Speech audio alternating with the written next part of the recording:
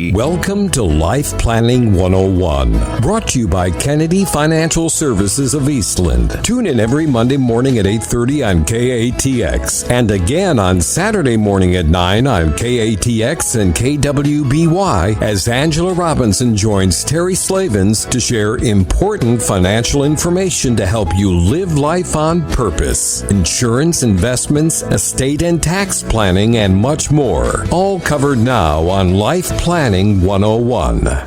And it is Life Planning 101 right here on KTX KWBY. Terry Slavens with you, and as always, Angela Kennedy Robinson. Good morning, Angela. Good morning. Good Monday morning. And boy, do I have a topic picked out for Monday. Well, it's not a bad topic though. It's not a bad topic. You've been good lately. I've been good. I've been okay. Yes, I have. So, but this morning we're going to talk about who is the right advisor for you. And I have to say, upfront disclosure, obviously I'm going to have some bias to this, right? There's no doubt. Not. Yeah. But I will try to be as factual as possible during the show. It's going to be evident where my culture and beliefs come out and the reason that we do what we do, obviously. But the goal is to be factual with this show because I think it's important for people to know really what's out there and what they have for options and what they think that may not be and what they may not know that they need. So that's really what today's about. And in addition to this, there's this huge hype. If you've read anything investment-wise about the DOL, Department of Labor, and they've come down on the investment industry really hard. And the reason why, and it's nothing bad, and we actually did a show about this probably a year ago, but the reason why was someone in political world, their family member got abused by an investment broker. And, so there is good and there's bad about it. The problem is the DOL has not been communicating with the SEC. Well, yeah. So there's good, there's bad, there's really bad, and there's changes, lots and lots of changes. And if you're listening to the show and you're not one of our clients, your advisor's probably called you and made a lot of changes in the last 6 months. And the reason why is to comply with these rules of the DOL. Virtually, at the end of the day, what they're trying to do is take commissions out of the business entirely. Wow. Okay, yes, wow is right. And it comes to IRAs. This is when we're talking about IRAs, but this happened in Europe. It was first IRAs, then it was everything. So, but making it a fee-based business, entirely fee-based. Yes, that's what and what they're trying to say is that you have a fiduciary responsibility on your clients. We have already at Kennedy Financial have already been taking a fiduciary responsibility with our clients since the year 2000. So we've been doing this for 17 years. It's not a change for us whatsoever. But for many investment people, this is a huge change. And when you say fiduciary and you put commission in the same sentence, it doesn't mesh well. You can still sell commissionable products, but if you do that, it opens you up to complete lawsuit. So how many of advisors are going to do that? And there's been advisors literally just jumping out, retiring, getting out of the business entirely. I don't even have the statistics, but it's crazy. It's like a huge opportunity for us with our Smart Money group looking to buy firms and grow because, people want out because they don't want to have to comply with these rules. They don't know how to make money. And it's really not a good deal.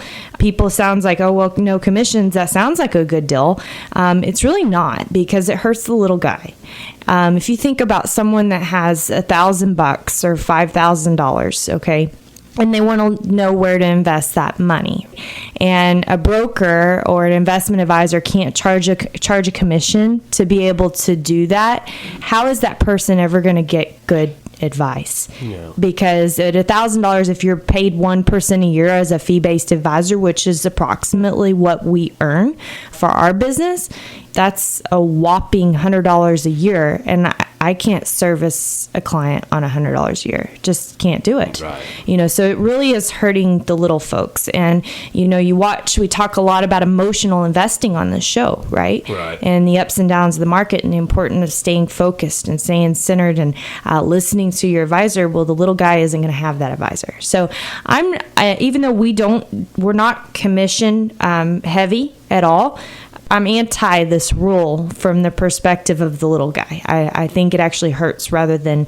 helps. But it is important to know what's going on. Money Magazine just came out with a full article, and I read it, because Money Magazine is really a consumer magazine designed for you to be able to take tips away.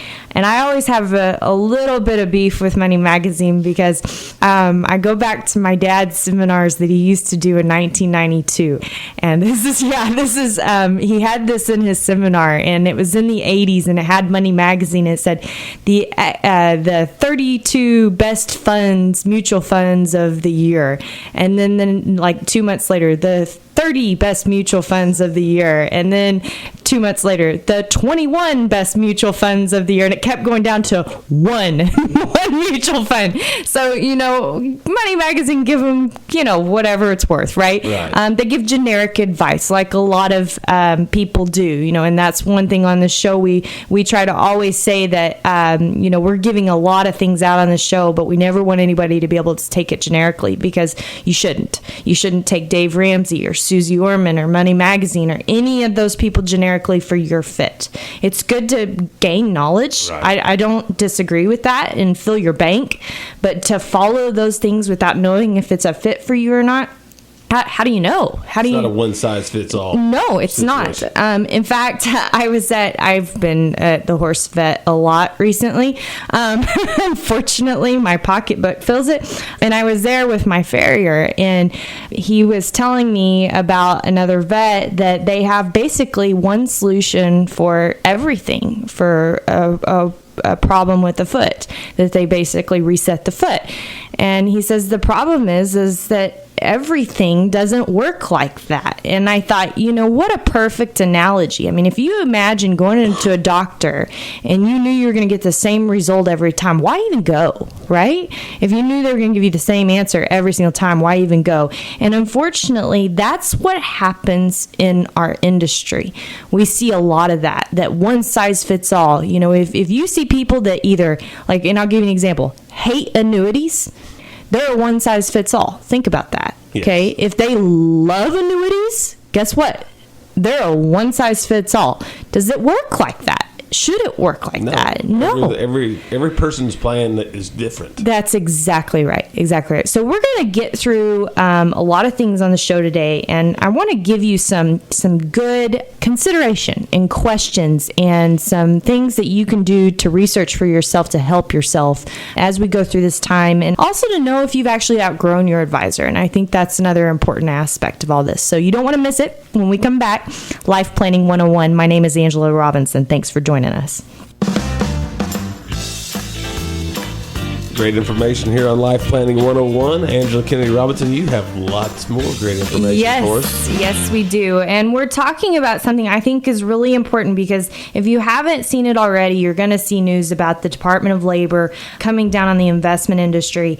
And, there's good and there's bad about this. It really is, because, like I said, it came from a good place and something needs to be done. But the fact that they're not communicating with the SEC has kind of left some holes. Okay. And it's important for you to know about what these holes are, and especially because all of us, and we talked about this 2 weeks ago, and we even had a Twitter poll. And the funny thing is the results came back like 75% of our Twitter poll said, yes, I am a danger to my own investments. Okay. So we all know this if we're just willing to look in the mirror and say, yes, that's a true fact. We'll answer right? it to an anonymous Twitter poll. That's right. We won't announce it to the public. That's exactly right. So, the thing is that, when we get fear or greed in our way, hot opportunities look awesome, don't they? We also talked about the story a couple weeks ago about the gentleman I mentioned that lost 70% of his IRA because he thought he should go into silver. By the way, we found out last week, because we called with him trying to get everything figured out, the spread they took on that silver. You ready for this? 32.99%. Wow. Yeah. So there is a need for fixing this industry. There's no doubt about that. But in the meantime, what do you do? Because in my opinion, you can't just go out there and do nothing. You know, some of us have that old adage in our heads, well, what you don't know can't hurt you. What I don't do can't hurt me. Absolutely not. It's probably going to hurt you worse, right. You know. So you have to do something. And I think there's kind of a series of things you can start looking at. And, you know, the first thing is knowing that you have what's called a right fit advisor. Okay, someone that's right for you. Matt Irvin, that's been on the show with us a few times last week, he was talking to us about a young client that may come on board, and I had met with him, and I was unsure of him, and he said, "Yeah, I get you. I get what you're saying, because it's like a marriage." And I said, we're going to be married for a long time, right? And so if we can't get our foundation put together in that marriage correctly, then there can be a lot of risks in that marriage, right? For both sides. And we want to protect ourselves. We've been sued. We know what it's like to go through some really bad things, because not necessarily that the client did it themselves, but maybe their kids or,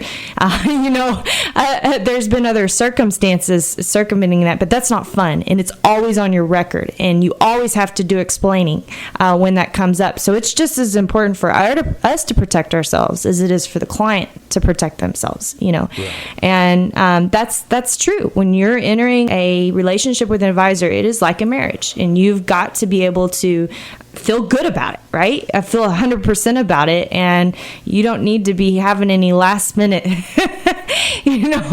thinking, I don't know if I want to do this. And I think the biggest thing to that question is asking yourself one question: is that advisor interested in you? Do they have your best interest at heart? That's right. Because this DOL can mandate that, but is that really their mindset? Is that really their culture? Is that really what's behind why they do it? A lot of times, and when I came in the business, I actually had a coach. He said, why are you doing this? Why do you want to do this? You need to have a why. And I encourage you to ask anybody that you're working with, what is their why behind this business? So why are you in the business? Just ask the question, why should I do this? Yeah, or no, why are you in this business? Oh, why are you? Okay. As an advisor, why are you in this business? Let them explain to you why they're in this business, and you're going to know a lot from what they tell you. The answer is to make a bunch of money. Probably not the best resort, right? But and it's a hard one, but I think you're going to get a lot of that, because they need to be interested in your goals, your family, your present situation, your future, your outlook, all of those things. And I think that culture is the most important thing, right? Because it's like your foundation. It's the one thing that can never change. This industry changes every day. And by the way, that brings up another point, that if your advisor isn't bringing new things to you all the time to be able to say, hey, have we thought about this? Or, hey, we need to revisit this. Or, hey, let's make sure everything's still on track. You got a problem there too, because in reality, this business changes every day. You've got to be proactive. You've got to be able to know. I mean, are they talking about tax reform on Capitol Hill right now? Absolutely. How much could that change things? We've talked about that a lot on here. We have talked about that a whole lot. We're going to be talking about it again next week. Okay? So, I mean, it is so important for that advisor to be able to stay ahead of what's going on and bring that information to you and make sure that you're fitting with that, right? It's not just a reactive scenario, right? How much money does the advisor make? Think about that. Do you want to know? Sure you do. We always tell our clients this is how we get paid. Our biggest deal is that we're not going to double dip, because in reality, we cannot fee everything. We want to. We're trying. We're moving that direction. We have for 17 years been moving that direction, but we can't do it. It's impossible because of what we need to do for our clients at this point. But it's important for you to know that. It's important you know, how do they get paid? Are they double dipping? And you want that full disclosure, and it should be available for you, right? So when we come back, let's break down those fees and see exactly what happens. And then I want to go into CPAs, insurance agents, attorneys, financial planners, and registered investment advisors, and give you kind of a full synopsis of what each of those actually means. All right, we'll be back with more Life Planning 101 right here on KATX KWBY. Final segment of Life Planning 101. More great information coming your way from Angela Kennedy Robinson.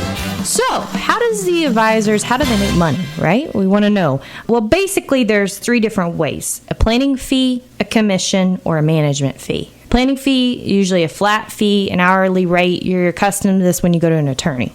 The commission is usually paid by the product that's sold up front, and there's been heavy regulation on the amount of commission to make that kind of fair and balanced. And they have what's called in the SEC, this is where the SEC and the DOL are not talking. The SEC, they have what's called churning, that you can't push a product too many times so you're making money just to do it to make money, right? And then they also have what's called a management fee that you can put it kind of as a wrapper around an investment account, and you charge a percentage off of that account. And that works well because if the money goes up, the advisor makes more money. If the investments go down in value, the advisor gets hurt too. So it kind of puts them on the same side of the fence, right? So that's good. And in the SEC world, there's what's called reverse churning. So if you're not proactive enough in those accounts, then you're going to get hammered for that, right? Because you're charging a management fee to do it. So there's been a lot in the DOL, and what you'll notice in your accounts, like at Edward Jones or AG Edwards, we've seen a lot of this, is that people are switching their clients over to these advisory accounts so they can charge this management fee rather than getting the commission, right? Well, it sounds all grand. The problem is that they're still going into what's called proprietary funds.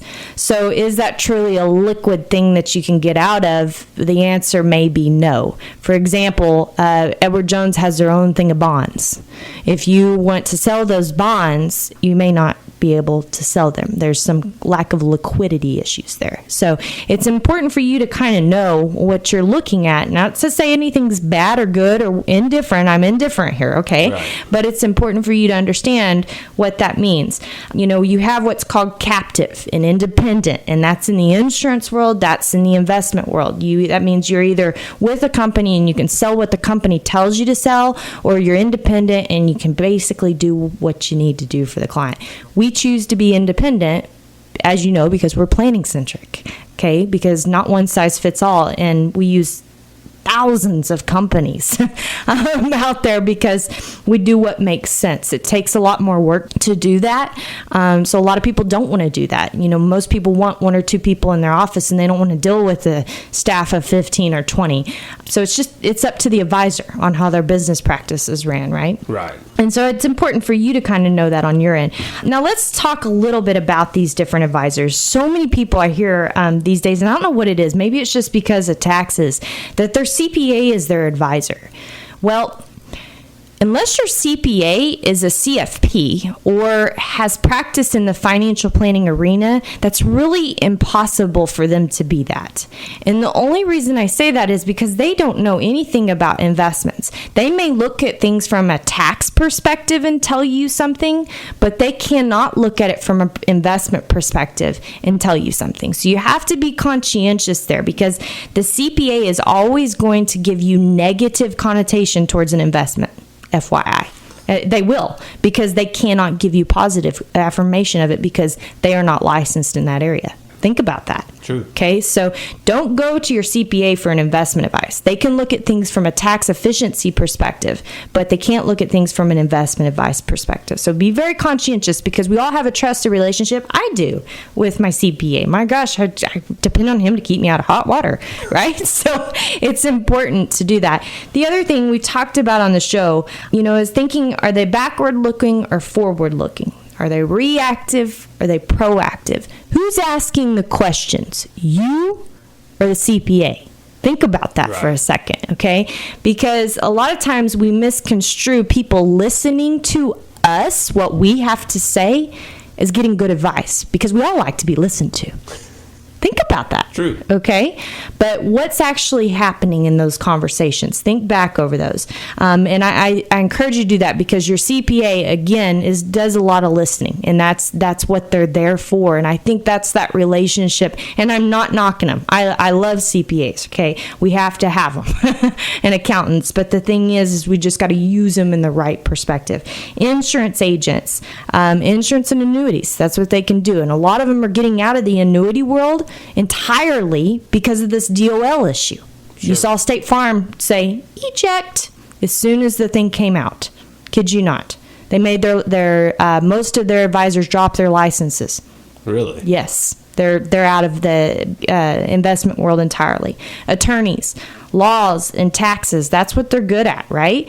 They don't know much about investments unless they are a registered investment advisor and an attorney. So be conscientious that, again, they can look at the legal language, but they actually look at the investment itself. Financial planners, CFPs, just because they have that CFP registration doesn't necessarily mean that they know everything that's out there to know. They know a little bit about a lot, okay? And that's good. I like to know a little bit about a lot because that gives us the ability to be able to ask the right questions. And then you have your registered investment advisors, okay? And your registered investment advisors are the ones that actually know what they're doing with the investments. Okay, so it's important to think about that. And as a registered investment advisor, they can't charge commissions.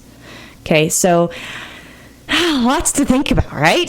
Lots to think about. But the big thing about today, the big takeaway is I want you to pause for a second. I want you to ask yourself 2 questions. I want you to ask yourself, do I really have the right advisor for me? Have I outgrown my advisor?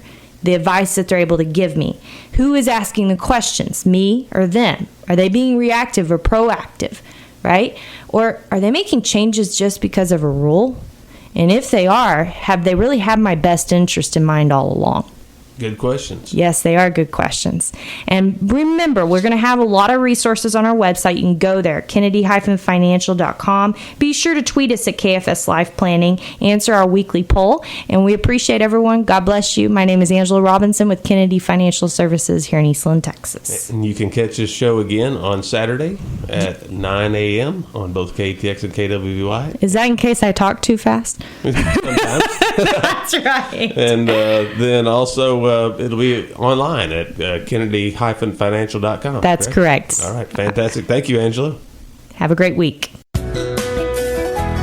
Thank you for joining us for Life Planning 101, brought to you by Kennedy Financial Services of Eastland. Tune in every Monday morning at 8:30 on KATX and again on Saturday morning at 9 o'clock on KATX and KWBY for more Life Planning 101. Advisory services offered through Smart Money Group LLC, a registered investment advisor. Securities offered through Calton & Associates Incorporated, member FINRA SIPC. Kennedy Financial Services Incorporated is an independent of Calton & Associates Incorporated and Smart Money Group LLC.